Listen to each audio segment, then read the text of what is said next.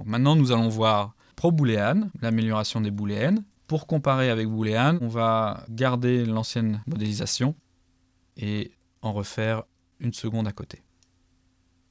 Je quitte le mode sous-objet, je déplace ma boîte à côté.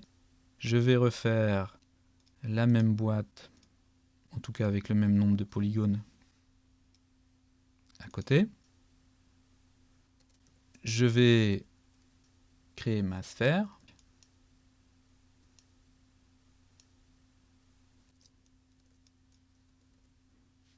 Voilà. Maintenant, je sélectionne ma boîte. Je vais créer l'objet composé ProBoolean. Je vais faire pickObject. Alors là, c'est plus pickObject, c'est start picking, c'est-à-dire qu'on peut cumuler plusieurs booléennes à la suite en une seule opération. Alors qu'avec la booléenne tout court, on était obligé d'à chaque fois recréer une booléenne sur la booléenne précédente. Donc là, ici, je prends la sphère et voilà la nouvelle booléenne. Si je fais F4, on voit le maillage et on voit la différence de gestion entre ProBoolean et la booléenne tout court. En fait, ce que fait ProBoolean, c'est qu'il optimise les maillages avant d'appliquer la booléenne. Et cette optimisation lui permet d'être plus efficace.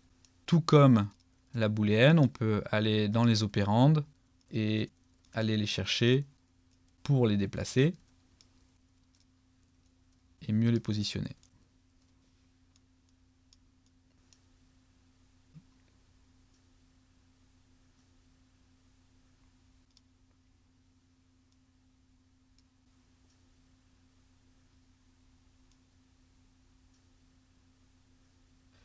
Donc voilà la différence entre Boolean et ProBoolean, c'est notamment une optimisation des polygones. Alors dans certains cas, ça peut être gênant justement si on fait de la modélisation en low poly, puisque tous les aplats vont être transformés en une seule face par le ProBoolean.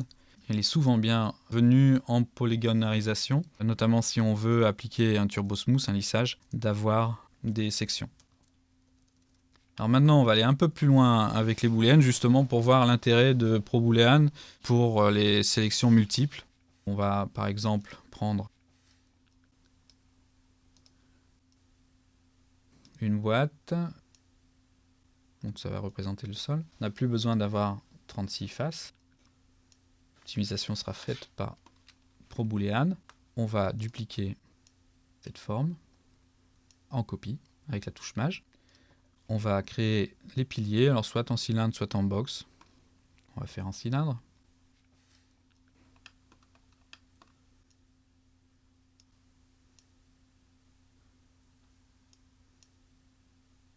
Je vais augmenter la hauteur, diminuer le nombre de segments en hauteur.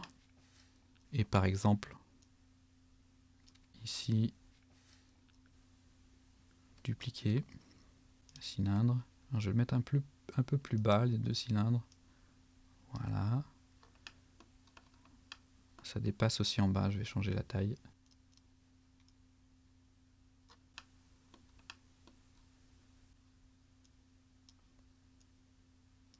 Même chose pour l'autre. Voilà, je vais prendre ces deux-là. Maj, je les duplique. Voilà, donc maintenant je vais faire un ProBoolean qui crée un seul objet à partir de tous ces éléments.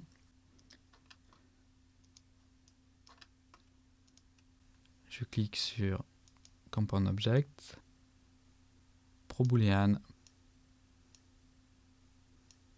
Donc il faut que je sois en mode union. Maintenant je commence le start picking.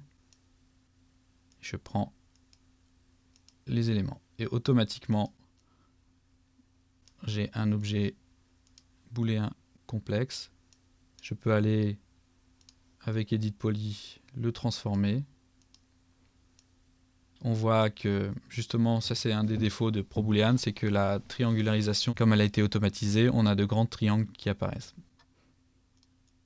Et je vais pouvoir changer ces paramètres, déformer l'objet comme je veux.